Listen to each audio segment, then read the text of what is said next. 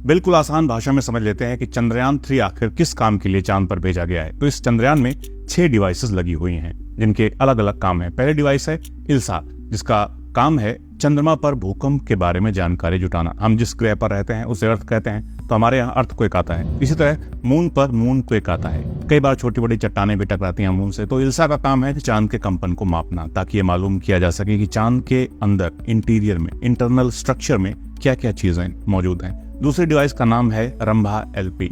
इसका काम है स्पेस का माहौल जानना, कितने पार्टिकल कहाँ हैं, उनमें कितनी एनर्जी है, किस स्पीड से कैसे मूव कर रहे हैं। ये बहुत जरूरी डिवाइस है क्योंकि स्पेस में सूरज से निकलकर हाई चार्ज इलेक्ट्रॉन और प्रोटॉन पार्टिकल्स घूमते रहते हैं, एक तरह से हवा की तरह बहते रहते हैं, जिसको सोलर विंड भी कहते हैं। अब मून का जो सरफेस है वो खुला हुआ है। हमारी पृथ्वी की तरह कोई मैग्नेटिक फील्ड तो है नहीं जो इन पार्टिकल्स को सतह तक आने से रोक पाए, इसलिए ये चांद की सतह पर खूब सारे फैले हुए होते हैं। इन हाई एनर्जी पार्टिकल्स के बारे में जानना जरूरी होता है, नहीं तो ये इलेक्ट्रॉनिक डिवाइसेस को खराब कर सकते हैं। कोई इंसान बिना पूरी जानकारी और तैयारी के साथ अगर चांद पर जाए तो उस पर भी इन हाई एनर्जी पार्टिकल्स का बुरा असर पड़ सकता है। चांद की जो सतह है उसमें भी बदलाव इन पार्टिकल्स की वजह से होता रहता है। स्पेस का जो वेदर है उसकी जानकारी भी हम इनसे हासिल कर सकते हैं, उसका सटीक अनुमान लगा सकते हैं। तो रंभा एलपी का यही काम है, क्योंकि जितनी बेहतर जानकारी हमारे पास होगी, फ्यूचर स्पेस मिशन उतना ही कामयाब होगा, रिस्क फ्री होगा, क्योंकि हम उतनी ही तैयारी के साथ जाएंगे।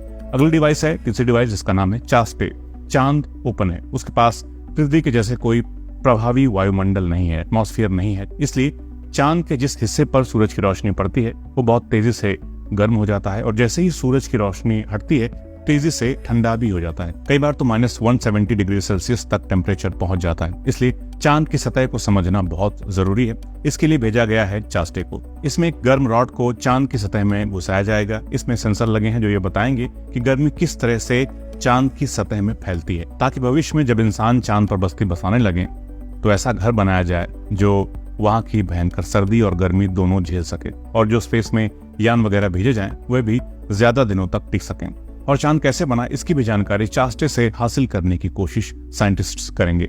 चौथे डिवाइस का नाम है LRA। छोटी सी डिवाइस है, लेजर रेट्रो रिफ्लेक्टर एरे नाम है इसका। मतलब जैसे लेजर लाइट होती थी वैसे ही लाइट यहाँ अर्थ से भेजी जाएगी, ये डिवाइस उसे वापस भेज देगी। चांद पृथ्वी से कितना दूर है, रोटेशन रेट क्या है, लैंडर किस जगह पर है, इन सब की सटीक जानकारी इस डिवाइस से मिलेगी। बाकी बची 2 डिवाइस लगी हैं प्रज्ञान रोवर में, जो चंद्रयान पर सवार होकर पहुंचा है। ये रोवर चांद पर घूम घूम कर इन दोनों डिवाइस की सहायता से चांद पर मौजूद मिनरल्स और केमिकल्स का पता लगाएगा कि क्या क्या छुपा है चांद के भीतर। तो पहली डिवाइस है APXS। ये जैसे हमारे एक्सरे हम लोग कराते हैं तो हमारे शरीर की स्किन टिश्यू को पार करके हमारी हड्डियों की तस्वीर छप जाती है, कुछ वैसे ही काम है APXS डिवाइस का, लेकिन इसमें इमेज नहीं बनती है। इसे ऐसे समझिए कि आप क्रिकेट की बॉल को सीधी दीवार पर मारेंगे तो वापस आपके पास तुरंत आ जाएगी, लेकिन पानी पर मारेंगे तो वहीं रह जाएगी। किसी ऊबड़ खाबड़ जगह पर अगर फेंकेंगे तो इधर उधर चली जाएगी। इसी तरह APXS डिवाइस से जो रेज किरणें निकलेंगी वो चांद की सतह पर जिस भी चीज को हिट करेंगी उसका रिएक्शन देखकर साइंटिस्ट लोग ये पता लगा लेंगे कि कौन सा पदार्थ मौजूद है चांद पर। रोवर पर लगी दूसरी डिवाइस है LIBS लिप्स। इसका काम है चांद की सतह की किसी टारगेट की गई जगह पर लेजर की मदद से उसको गर्म करना, इतना गर्म करना कि उस जगह पर एक छोटा सा आग का गोला सा बन जाए।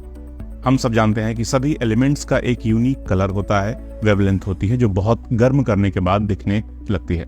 इसे खास कलर से पता चल जाता है कि कौन सा एलिमेंट है जहां लेजर पड़ रहा है।